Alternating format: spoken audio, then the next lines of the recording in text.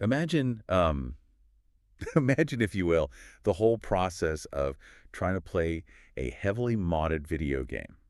Oh, man. Yeah, right. And if you've ever, dipped your toes into this world, you know the exact visceral feeling I'm talking about here. The absolute chaos. Exactly. Like you've spent maybe 2, 3 hours just downloading 80 different mods from various forum posts, right? And half of those are from super shady file hosting sites where you're just praying you aren't downloading malware. Oh, 100%. So you finally get the game to load, you drop into the world, and you press a single key, maybe just to open your inventory. And everything just breaks? Right. Suddenly, like 3 different overlapping menus pop up at the exact same time. Your frame rate instantly tanks from a smooth 60 down to single digits. It's like watching a slideshow at that point. Yeah, a terrible slideshow. The audio starts stuttering, and then the inevitable happens. The game just hard crashes straight to your desktop. Leaving you with, a totally incomprehensible error log that looks like literal gibberish. Yes.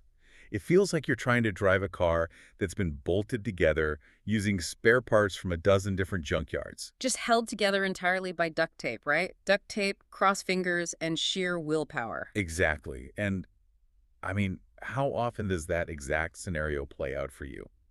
Honestly, it is practically a rite of passage. Like, that fragile, duct-taped chaos is just the defining universal experience of modded gaming. It really is. Because fundamentally, when you build a mod pack out of community parts, you're taking disparate pieces of software created by dozens of different developers. And they all have different coding styles, right? Right, different styles, totally different goals, different update schedules, and you are just forcing them into the same room. Like putting a bunch of strangers in a tiny box and expecting them to get along. Exactly. They were never designed to talk to each other at all. They're all fighting for the same resources, the same keyboard bindings, the same screen space. And usually we just kind of accept that friction. The community consensus has always been, well, that's just the price of modding. Yeah, the old, if you want a cool experience, you just have to deal with the jank. Right. But today's deep dive is going to, well, completely dismantle that expectation. I am so excited for this one. Me too. Today is basically a technical postmortem and a developer talk rolled into one. A really deep, deep look under the hood. Yeah. We are looking at how a team of developers looked at that duct tape junkyard car we just talked about and decided to build an aerospace engineering facility instead. That is a perfect way to describe it. Right. And we have 2 incredibly detailed source books to guide us today. We have the Echo Dev Talks source book, which is actually a snapshot from today, May 26, 2026. Brand new. Brand new. And we also have the Echo Launcher source book specifically covering version 1.0.1. And I gotta say, the documentation they've provided here is just a masterclass in software architecture. It really is. But arguably, it's an even better masterclass in release engineering. It just shows a fundamental shift in how to think about user-generated content, and modding platforms in general. Because the core premise here is just wild to me. We're going to explore how this development team took a relatively standard Minecraft survival mod pack, something called Ashfall, and just utterly transformed it. They didn't just throw more mods onto the pile to see what stuck. No, they threw out the duct tape entirely. They built a first-party, AAA-style game ecosystem from the ground up, and they called it Echo. It's just a totally different mindset. It is. And I'm approaching this with the pure enthusiasm of someone who loves seeing chaotic systems brought to heel, because the architecture they've laid out is just beautiful. Oh, it's pristine. So your job today is going to be breaking down the brilliant and, let's be honest, probably agonizing engineering decisions that actually made this possible. Oh, there was definitely some agony involved. It required a level of discipline that is incredibly rare in the modding scene. I can imagine. We're tracking a journey from a messy pile of disparate files into a unified, strictly governed platform. Well, before we could even touch on how they managed to ship this game to players or like how their custom launcher does its magic, we really need to understand the fundamental shift in the game's internal architecture. Right, the core philosophy. Exactly. What actually separates Echo from the thousands of other mod packs sitting on download sites right now? Well, to get to the bottom of that, we need to define the relationship between the two main entities we're talking about here. Okay, lay it out for me. So Ashfall is the playable experience. That is the actual survival mod pack, the specific world you load into, the rule set you play by. Right, that's the game itself. But Echo is the engine-like layer of internal modules that powers it. An engine inside an engine, almost. Basically, yeah. The developers treat Echo as a first-party platform that they have somehow built inside the framework of Minecraft. Which is just crazy to think about. It really is. So the root campaign add-on that gets the whole narrative started isn't just called Ashfall, it's actually called Echo, Ashfall Protocol.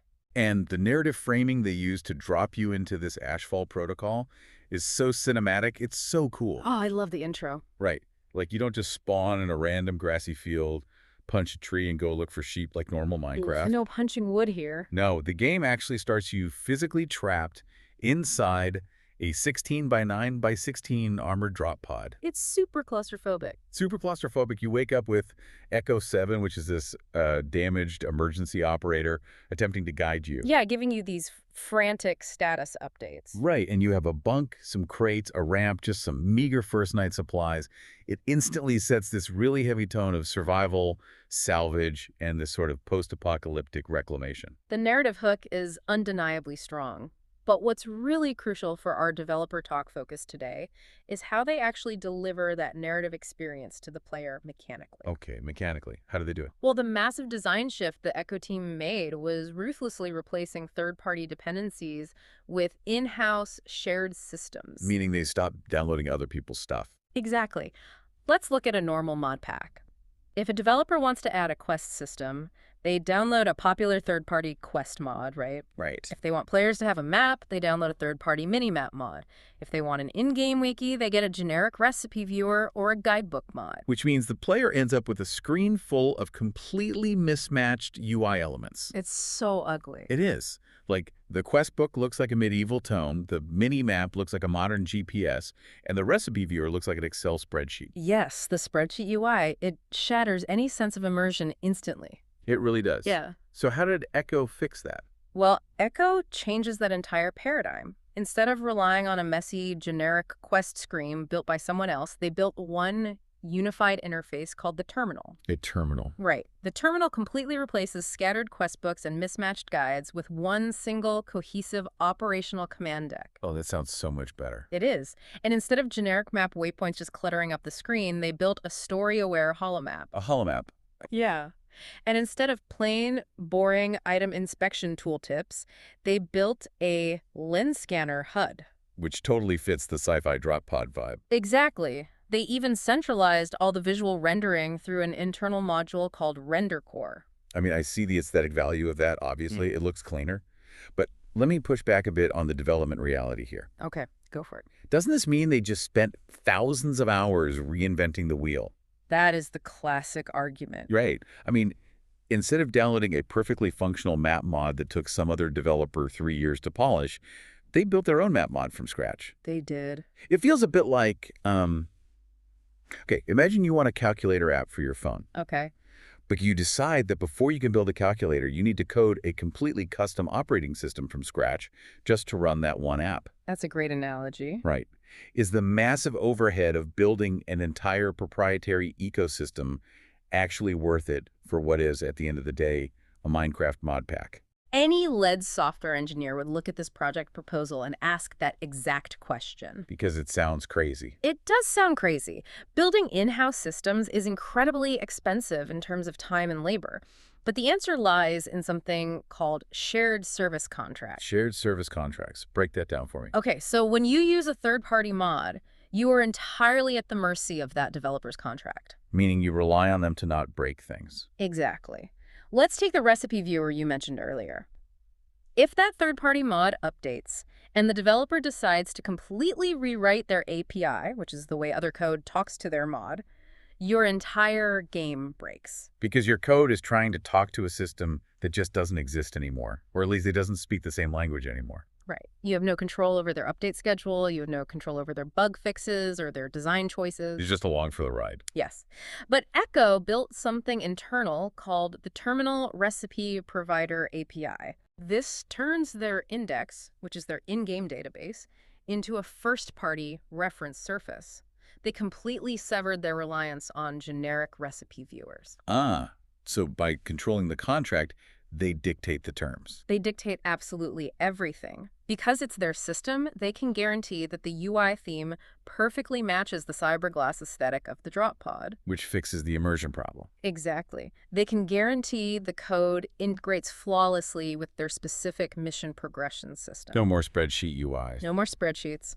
And most importantly, they can guarantee it will never, ever crash when their game updates, because they are the ones writing the updates. That is a huge safety net. It is. The initial overhead of building this operating system, as you called it, is astronomically high, but it pays massive compounding dividends in stability, maintainability, and player immersion down the line. So it's an upfront cost for long-term peace of mind. Exactly. It's the difference between assembling a fragile toy from spare Lego bricks and forging a singular, solid, molded product. I like that. So you own the entire vertical slice of the experience.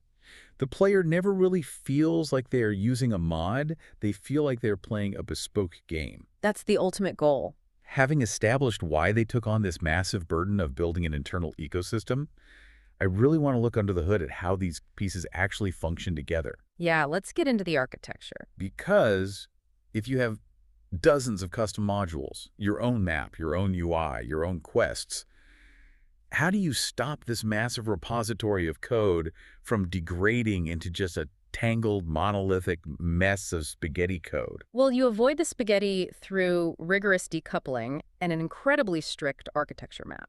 Okay, where do we start with the architecture map? Let's look at the two foundational pillars of this entire stack. We have EchoCore and NetCore. EchoCore and NetCore, got it. You can think of EchoCore as the central nervous system of the whole game. Okay. Does it control everything? Not directly, no. It doesn't actually handle the moment-to-moment gameplay. It doesn't spawn the zombies or generate the terrain. Then what does it do? Instead, it owns the services. It manages the service registry, the profile ledgers, hazard telemetry, route records, and faction standings. Oh, wow. So if I'm a player and I discover a new irradiated biome, or I accidentally shoot a member of a friendly faction, EchoCore is the master ledger sitting in the background recording that data. It is the ultimate source of truth for the player's state, yes. Okay, so that's EchoCore. What about NetCore? Seeing right next to it is NetCore. NetCore is the packet and validation bridge. A validation bridge. Yeah, so in any multiplayer game or even a single-player game that runs a local server architecture like Minecraft does, synchronization is notoriously difficult. Right, keeping the player and the server on the same page. Exactly. NetCore exists so that screens, server actions, sync packets, and interaction validations all share a common trusted foundation. What does that mean in plain English, for the player who's just clicking a button on their screen? Good question. Let's say you're in the terminal UI and you click a button to claim a mission reward. Okay, I want my loot. Right. In a badly coded mod, the UI just tells the server, hey, give the player 10 iron ingots, and the server blindly does it. Which sounds like an easy way to cheat. It is. That's a huge security and stability risk. But with NetCore, that UI button press is part of a trusted execution flow. So it verifies it first. Right. The UI asks NetCore to send a specific validated packet. NetCore then checks with EchoCore to verify, hey, did this player actually complete the mission? And if they didn't, it rejects it. Exactly. If yes, the server grants the item. It ensures that every single action is validated and trusted. Man, this architecture map naturally leads us to the module catalog itself, which, honestly, looking at the source book, it is staggering in its scope. Oh, it's massive. We're looking at version 1.0.0 for many of these components. Let's break down a few of the key ones that really highlight how advanced this ecosystem is. Sure, which one caught your eye first? First up on the list is something called Ekron Time Guard. Ah, yeah, that one is brilliant. The sourcebook notes that this module handles TPS and FPS pressure monitoring and something called smart tick hints. Smart tick hints. Yeah. I've played a whole lot of modpacks in my life, and I've never heard of a mod doing this internally. It is a highly advanced concept. To really understand it, we need to talk about what TPS is. Okay, let's do a quick refresher on TPS. So TPS stands for ticks per second. It is basically the fundamental heartbeat of a Minecraft server. Right. A perfectly healthy server runs at 20 ticks per second, meaning 1 tick every 50 milliseconds.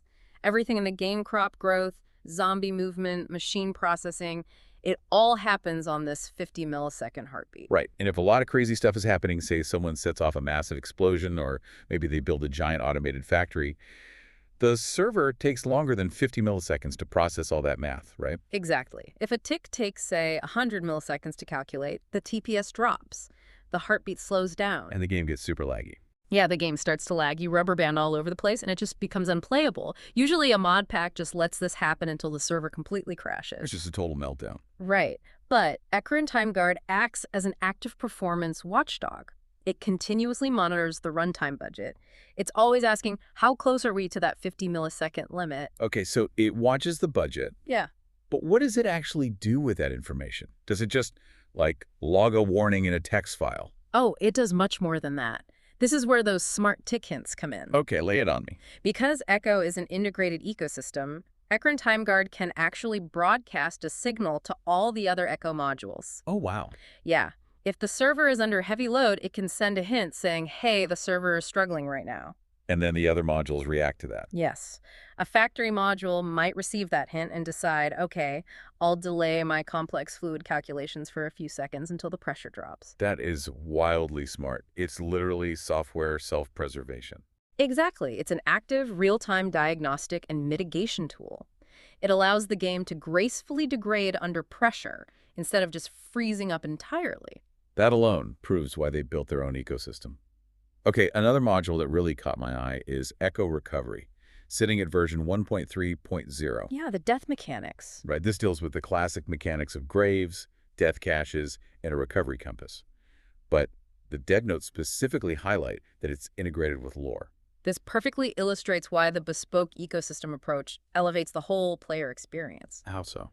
Well, a standard third-party grave mod is purely mechanical. You die, a generic tombstone block magically appears with your items, and that's it. Right, and it often feels completely disconnected from the aesthetic of the game. Exactly. If you're in a sci-fi drop pod, a gothic granite tomb spawning where you died makes zero sense. It's totally jarring. But because Echo Recovery is an internal module, it ties the very concept of death and item recovery directly into the narrative. Oh, that's cool. How do they frame it? It integrates with what they call field recovery protocols. When you die, perhaps Echo 7 logs a catastrophic failure, and your items are stored in a crashed, localized cache pod. So it's tech, not magic. Right. And the recovery compass isn't a magical needle, it's a piece of signal tracking tech on your terminal. The mechanics of dying feel like a natural, logical part of the post-apocalyptic, salvage-focused lore of Ashfall. That's amazing. And all of this lore and progression seems to be driven by two other major modules, Echo MissionCore and Echo DataCore. The progression engines, yeah. The source book calls these the shared engines for progression and persistent world data. Let's bring this back to that strict architecture map and the concept of decoupling we talked about earlier. Okay. The Ashfall campaign is actually broken into chapters. You have Orbital Remnants, which the document describes as a post-Nexus orbital continuation. Sounds intense. You have Stationfall, which leans pretty heavily into horror elements. And you have Nexus Protocol. Okay, so 3 distinct chapters. Now, here is the crucial architectural rule. Orbital Remnants does not talk to Stationfall. Wait, why not? If they are all part of the exact same campaign, shouldn't they be linked together? You would think so, but no. If they talk directly to each other, you create a tangled web of dependencies. Oh, I see. Yeah, if a developer makes a change in Stationfall, it might accidentally break the code over in Orbital Remnants. Instead, neither chapter even knows the other exists. Really? Really, they only talk to Echo MissionCore. Aha. So they communicate through the central hub, like spokes on a wheel. Precisely.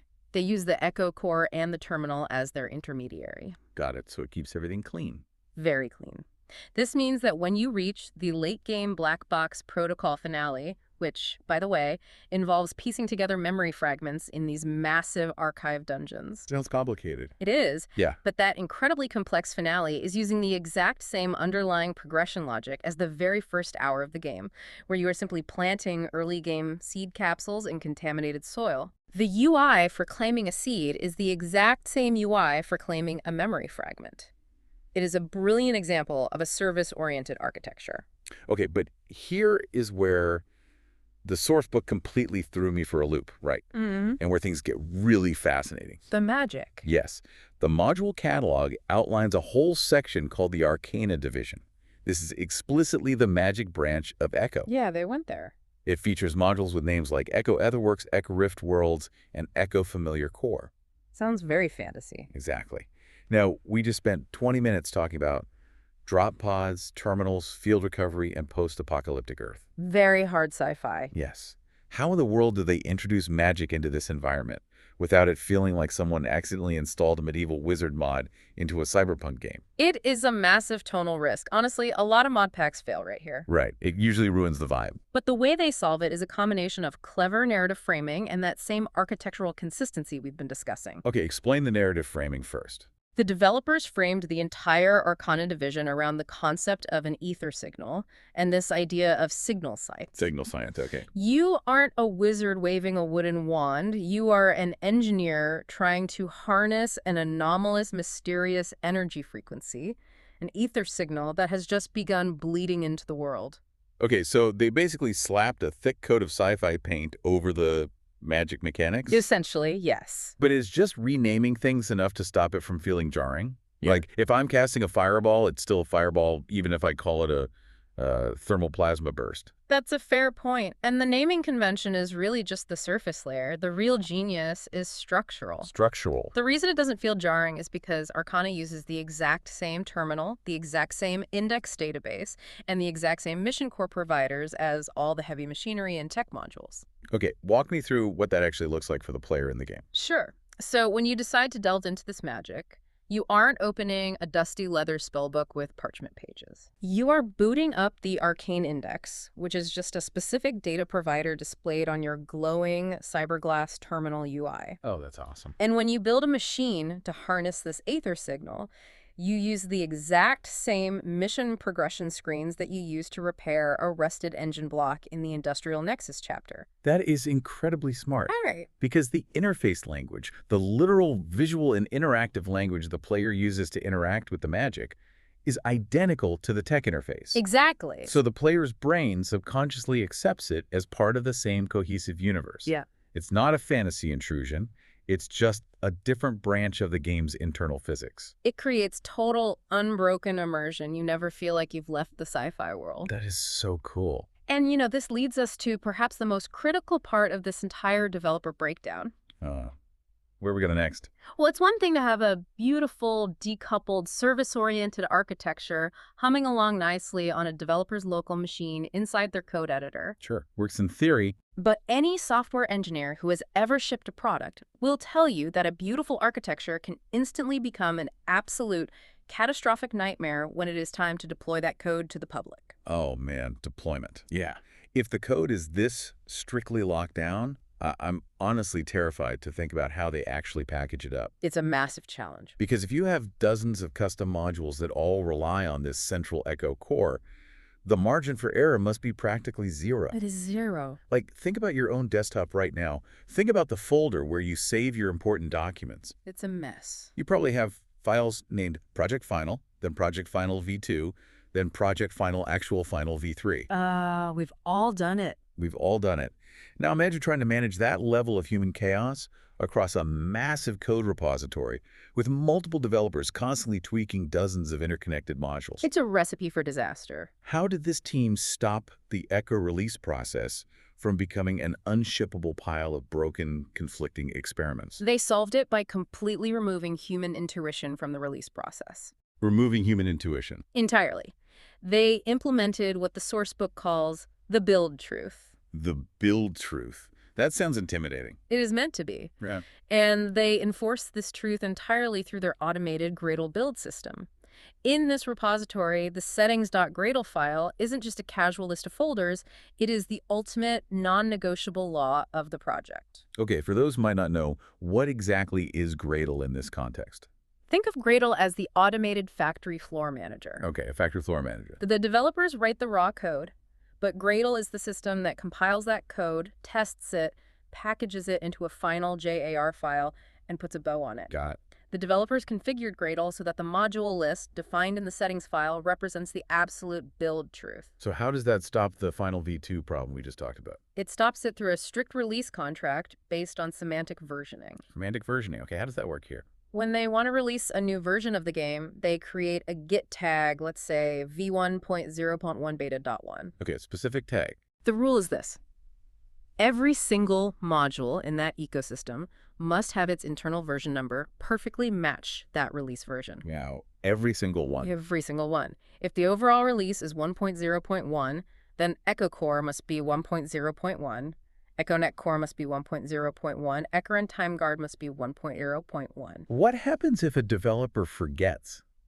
Like, what if they update a cool new feature in Arcana Core, but they just leave its internal version number at 1.0.0 by mistake? The factory floor manager shuts down the assembly line. Really, it just stops. Cold. If the Git tags, the internal module versions, and the GitHub release names drift even slightly out of alignment, the continuous integration pipeline, the automated servers that build the game, deem the release invalid. It just refuses to compile the code. It simply refuses. It throws a fatal error and tells the developers to go fix the version drift. That is uncompromising. Highly uncompromising. And to enforce this before they even try to build, the sourcebook mentions a Gradle task called Print Release Manifest. Yeah. It says this task generates a text file listing every single expected module path, the exact artifact name, and the resolved version. It's an inventory list. So it's essentially printing out a highly detailed shipping manifest of exactly what should be inside the box before the factory is even allowed to take the dock shut. That's a perfect analogy. And then it actually checks a box against the manifest. More validation. Oh, yeah. They have validation gates set up. There is a task called Validate Release Artifacts. Okay. After the compilation step, this task physically checks the output folders to ensure that every single module listed in that printed manifest actually successfully produced a compiled JRR file. And if one is missing? If even one file is missing, the release is aborted. The layers of paranoia here are just amazing. I also saw they have a task called Verify Echo Release. Right. Verify Echo Release acts as a pure repository release gate. It doesn't just check if the files exist, it actually runs validators. What kind of validators? It does a whole workspace build, scans the generated runtime logs for errors, and runs automated game tests.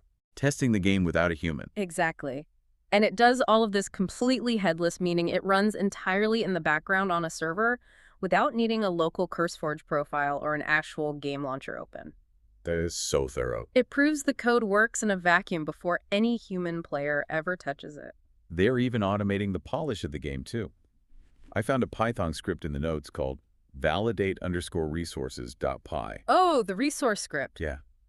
It runs through the game's resource files, looking for things like stale references, incorrect plural paths, leftover placeholder markers, and something called mojibake. Mojibake is such a great technical term. What exactly is it? It refers to those weird, corrupted, garbled characters you sometimes see in text when there's an encoding error, like when a smart quote gets turned into a string of weird symbols. Oh, I've seen that in so many indie games where a quest dialogue suddenly looks like alien text. Exactly. This Python script automatically scans every line of dialogue, every item name, and every UI string to ensure no mojibake slips into the final build. They are literally automating quality assurance. They really are. Now, the sourcebook places a huge emphasis on a specific date regarding all this automation. It specifically highlights the CI and release commits made on May 9th. Right, May 9th. Why is that date so important to the developers? May 9th represents the inflection point for the whole project. That is the moment Echo matured. Before that, it was just a project. Exactly. Before May 9th, it was a highly complex pile of cool developer experiments. But on May 9th, by implementing this ruthless, automated pipeline, Echo became a shippable product. Because suddenly they had a mechanism that mathematically guaranteed stability. Exactly. And a great example of this stability is a brilliant toggle they introduced in the build system. Echo add-on set equals all versus Echo add-on set equals beta. I saw that. What does that toggle actually do on the factory floor? Let's look at a real-world scenario here. Imagine it's a Friday afternoon. Okay, end of the week. A developer is working on a massive new Arcana module involving complex rituals. It's only half finished, but the code is sitting in the repository. Makes sense. Suddenly, a critical bug is discovered in the main survival game that causes a crash. The team needs to push an emergency hotfix update right now. Ooh. In a normal environment, you'd be terrified of accidentally including the half-finished broken magic module into the emergency hotfix zip file. Precisely. Chaos ensues if that leaks. But with this toggle, the build system handles it effortlessly. Yeah. The beta setting includes only the finalized, active, shippable modules. The all setting includes everything, including the messy prototypes. Ah, I see. So when the CI pipeline builds the public release, it strictly uses Echo add-on set equals beta. It physically and mathematically prevents an accidental half-finished feature from leaking into a public release. It simply ignores the unfinished code. It completely ignores it. You know, if I'm a developer on this team, and I have to match my Git tags to my module versions perfectly, and I have to clear validation gates and manifest checks and resource scripts, I feel like I'd lose my mind. It does sound like a lot of hoops to jump through. Doesn't this level of strictness create a massive amount of friction? Like, how do they actually get any creative work done? It's a very common assumption that strict CI pipelines stifle creativity and slow down development. Because you're constantly fighting the system. Right. But the reality is the exact opposite.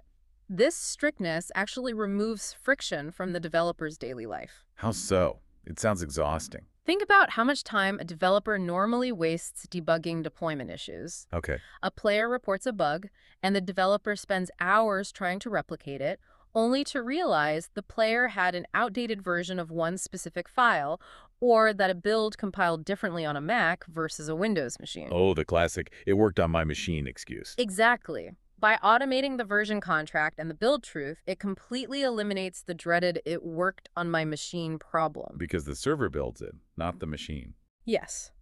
When a developer writes code and pushes it to the server, the automation takes over. If the pipeline passes and outputs a build, the developer knows with 100% certainty that it is structurally sound. It frees up their mental bandwidth. Exactly. They can focus entirely on creating cool new gameplay features rather than acting as deployment janitors. That makes a lot of sense. The machine handles the paranoia, so the human can handle the creativity. A perfect way to put it. So, if we follow the life cycle of this software, the architecture is pristine, the build pipeline is locked down tight, the code is compiled, tested, and sitting on a server, ready to go. Ready for the player. Right. Now, Yeah.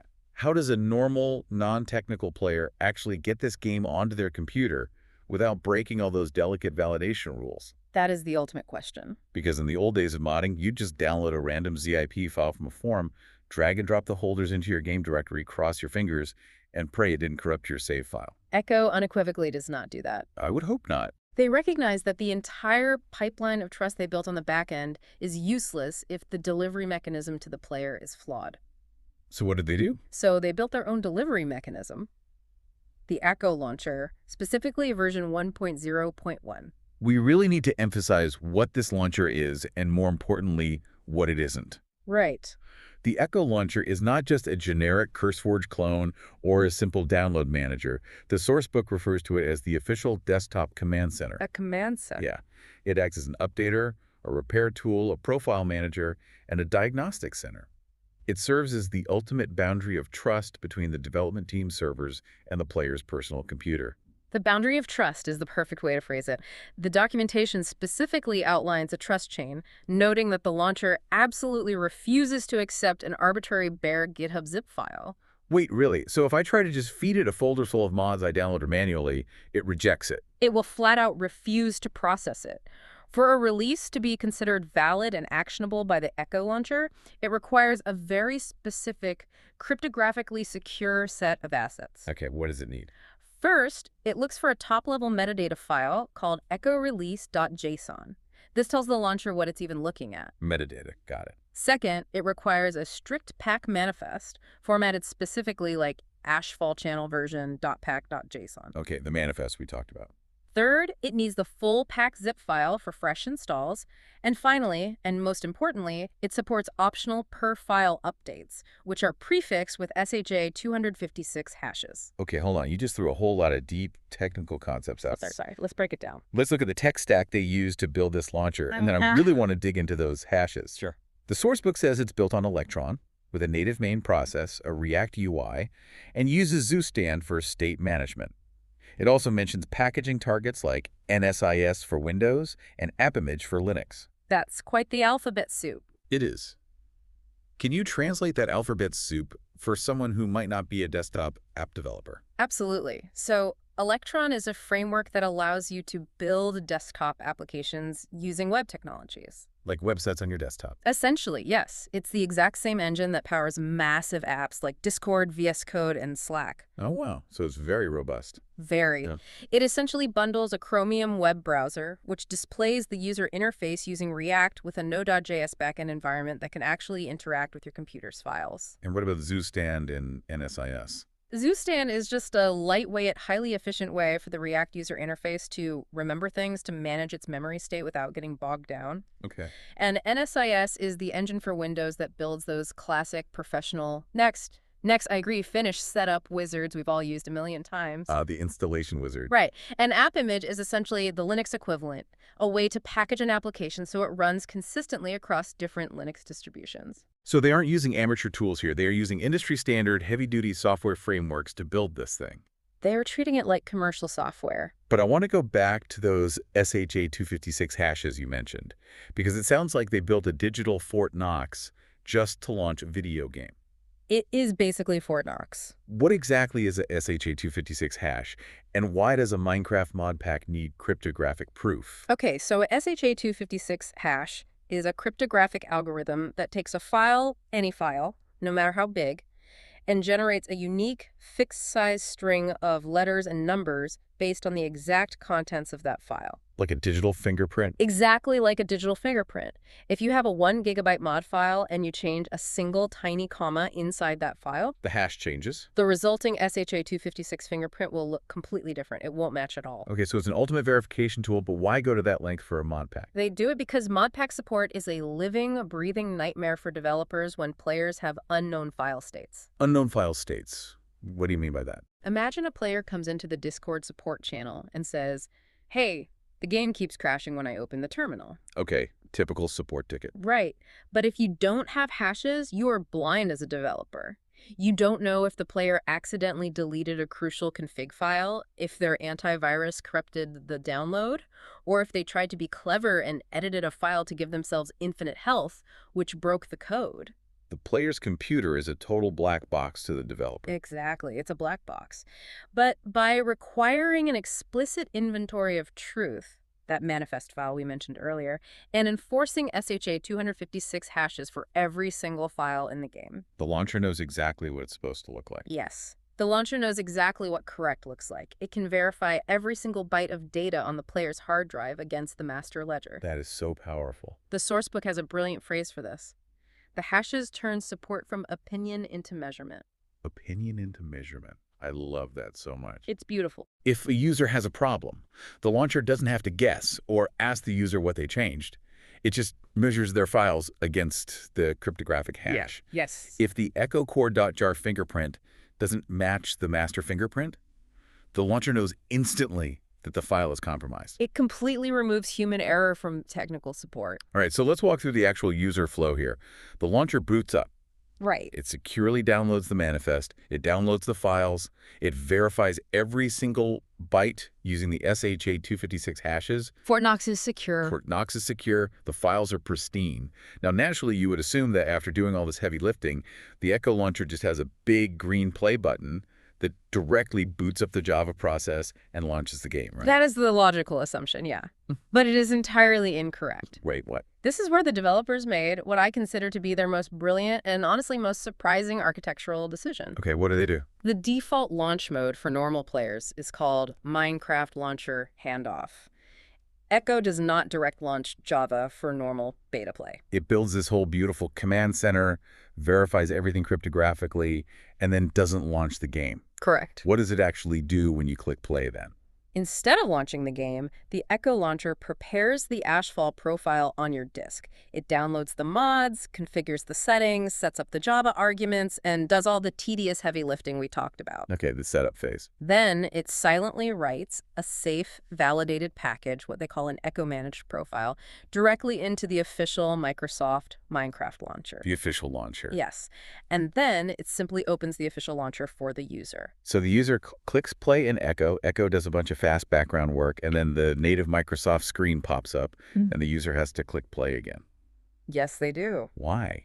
What is the genius behind adding an extra step? It's a masterstroke in architectural delegation and security. Secure. Yes. Handling user authentication is incredibly risky business. If the Echo launcher were to boot the game directly, it would have to handle your Microsoft login credentials. Oh, I see. It would have to manage OAuth tokens and client secrets. If there were ever a vulnerability in Echo's Electron app, which is a reality for any software player accounts, could be compromised. And let's be real. Players are naturally and rightfully highly suspicious of typing their Microsoft email and password into a third-party mod launcher they just downloaded off the internet. Exactly. I wouldn't do it. Neither would I. By using the handoff method, Echo completely sidesteps the liability of handling Microsoft authentication. It touches zero client secret risks. It just hands the keys back to Microsoft. Exactly. It keeps the login process confined entirely inside the official, trusted software that the player already knows and has likely already logged into securely. That is very smart. Echo does the Modpack-specific heavy lifting, the versioning, the downloading, the hashing, and lets Microsoft handle the massive security boundary of user authentication. I understand and respect the security argument. I really do. But let me push back on the user experience here. Sure. Because if I sit down to play a game and I have to open the Echo launcher, wait for it to do its thing, click play, wait for the Microsoft launcher to open, and then click play again, I'm going to be annoyed. It is a bit of friction, yes. It introduces friction. If they have the code for native direct launch capability built into the repository, which we know they do, why keep it around at all if handoff is the default? Is there a reason they maintain both systems? There is a very specific reason, and it proves that the developers clearly understand the drastically different needs of their user profiles. Okay, so who gets to use the direct launch? While the handoff method is the mandatory default for normal beta players, the source material mentions two specific exceptions: developer offline launch and a version 4 creator mode. So the direct launch is reserved for the people actually building the game. Right. Native direct launch exists so developers can bypass the entire authentication flow for rapid local testing. That makes total sense. If you are a developer tweaking the Arcana UI and you need to recompile and boot the game 50 times in a single hour just to test a pixel alignment, you do not want to wait for the heavy Microsoft launcher to load and authenticate every single time. You'd lose your mind. You just want to boot the Java process immediately from your local files. So they've struck a perfect balance here. They prioritize absolute player safety, trust, and liability mitigation for the public release. Exactly. But they preserve developer convenience and iteration speed in the background. That is incredibly thoughtful design. It respects the time and safety of both the player and the creator, which is rare. So let's look at the worst-case scenario. Even with perfect automated builds from the CI pipeline and a highly secure handoff to the Microsoft launcher, PC gaming is inherently chaotic. Always. Things will always break. Hard drives fail. Sectors corrupt. Players accidentally drag and drop folders into the wrong place. Java versions mismatch. It's a mess out there. When things inevitably go wrong on the player's end, how does the Echo launcher function? It sounds like it acts as an automated IT support engineer. It absolutely functions as an automated IT department, specifically through its diagnostics and repair system. How does that work? This loops right back to those SHA-256 hashes we spent so much time on. Because the launcher maintains a cryptographic hash for every expected file, it doesn't have to rely on a nuclear option when something breaks. What's the nuclear option? Well, if a standard game breaks, you usually have to uninstall it entirely and re-download the entire 50-gigabyte package. Which takes hours. It's the worst. Right. But Echo does per-file updates. It scans the directory, checks the hashes, and only repairs exactly what is broken. Oh, that's amazing. If your EchoCore.jar got corrupted by a bad sector, it only downloads that one specific file. It's surgical. It is perfectly surgical. Yeah. But here is the detail that truly elevates it to professional software design. Crucially, before it replaces a corrupt file, the launcher backs it up. Wait, really? It backs up the broken, corrupted file? Yeah. Why would you want to save the garbage data? Just throw it away. Because a good IT system never makes destructive guesses. Even when the launcher is 99% sure it knows what the fix is, it preserves the evidence. Preserves the evidence. What if the repair somehow breaks things further? Or, more importantly, what if that file contained important user data, like a custom config or a saved waypoint, that just happened to hash incorrectly because the user modified it? Oh, right. You'd be deleting their custom settings. Exactly. By backing it up to a staging folder before overwriting it, the original data is never irrevocably destroyed. That is so incredibly safe. The source book actually outlines this whole diagnostics flow in detail. Yeah, it's a great flow. It checks Java status, Neo4j metadata, world shen warnings, and crash signatures. Okay. And what I really appreciate is that it translates the problem. The translation is key. It presents the errors in player-friendly language on the screen while simultaneously saving the deep technical logs in a text file for support staff. It's the best of both worlds. It really is. It takes a terrifying wall of red text like java.lang. null tuner exception in renderer. Which means nothing to a normal player. Nothing. And it translates it to, hey, it looks like your graphics driver might be out of date. It treats the user with respect, avoiding technical intimidation while still providing the exact data the developers need to actually fix the issue. It's brilliant. But while we are praising the launcher's capabilities, we really have to talk about the security of the launcher itself while it's performing all these deep system diagnostics. Oh, right, because it has access to the user's files. Exactly. Because the launcher is built on Electron, it consists of two parts: a web-based UI, which is called the renderer, and a Node.js backend called the main process. And historically, if an Electron app isn't configured correctly, it can be a massive security vulnerability. A catastrophic vulnerability. In a poorly designed Electron app, the web UI could theoretically run any shell command directly on the user's operating system. Okay, can you give me an analogy for how that architecture works and why it's so dangerous? Think of the Electron app like a fast food drive-through restaurant. Okay, I like this. The user interface, the part you click on, is the guy at the drive-through window taking orders. Right. The operating system, the computer's actual backend, is the kitchen. Makes sense. In a badly built app, there are no rules. If a malicious mod somehow injects code into the UI, the guy at the drive-through window can literally crawl through the window, walk into the kitchen, grab a knife, and start destroying appliances. That is a wild image. He can run shell commands to delete your personal files or install malware. That is terrifying. How does Echo prevent the drive-through guy from destroying the kitchen? They implement something called Allow Listed IPC, which stands for Interprocess Communication. Allow listed IPC. Allow Listed IPC means you put a bulletproof glass window between the drive-through and the kitchen, and you establish a very strict, unchangeable menu. So the UI can only order what's explicitly on the menu? Exactly. The UI can ask the kitchen for a burger, for example. It can say, please verify these file hashes against the manifest. And the kitchen does it. The main process in the kitchen does the work and hands the result back through the slot. But the UI is fundamentally constrained. It can't just crawl through the window anymore. No, it does not have a blank check to run arbitrary commands. It can only ask the main process to execute specific, pre-approved, allow-listed operations. Wow. Even if the UI gets compromised, it can't execute malicious shell commands on your PC. I noticed a tiny detail in the packaging scripts that really underscores this intense safety-first mindset. Oh, what did you find? The sourcebook highlights the use of a -- publish never flag. Ah, yes. This flag is used in all of their standard CI packaging scripts.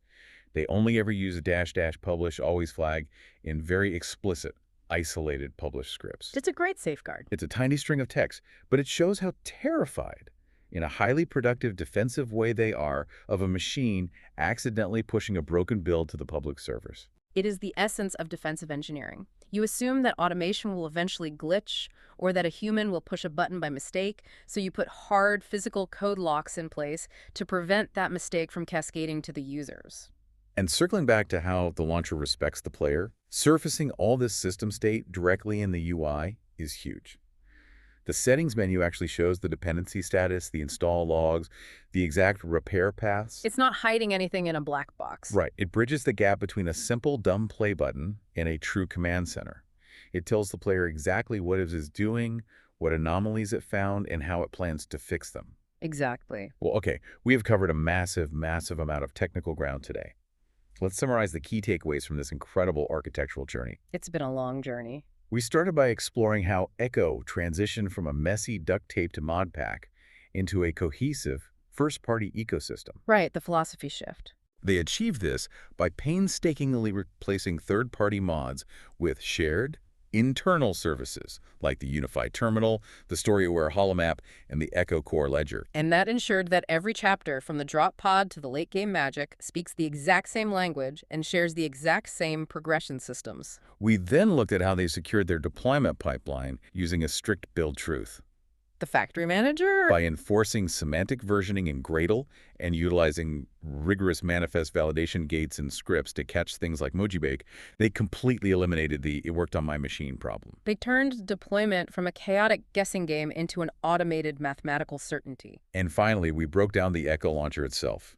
We saw how it uses cryptographic SHA-256 hashes for surgical per file updates and how it secures the system using a allow-listed IPC, Fort Knox, and of course its most brilliant tactical move, the handoff, letting Microsoft handle the dangerous liability of authentication while Echo handles the intricate game files, creating a seamless and secure experience. It truly serves as a masterclass in how to treat a community Modpack project with the uncompromising rigor of commercial software engineering. So, to you listening, the next time you boot up a game, any game, whether it's an indie darling or a massive AAA blockbuster, I want you to think about the invisible layers of trust, verification, and architecture that exist between you clicking that play button and your character actually moving on the screen. There's so much going on behind the scenes. Think about the silent sentinels like Ecker and TimeGuard, working in the background to monitor tick rates and keep your frame rate stable.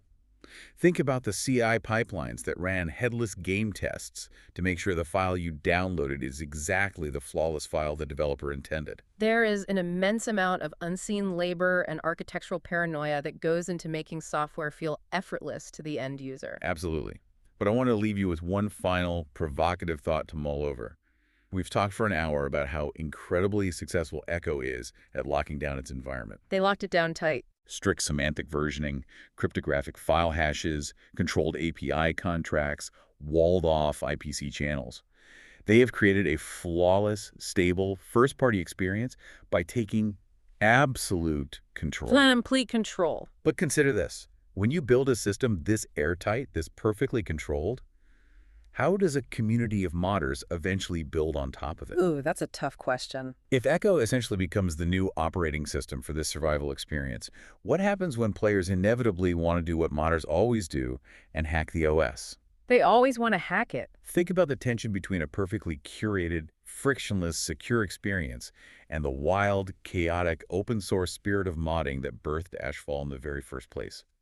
How long can a beautiful walled garden survive in a community built entirely on tearing walls down? That is the ultimate paradox of platform development right there. The more perfect you make it, the harder it is for someone else to play in it. Something to think about. Until next time, stay curious.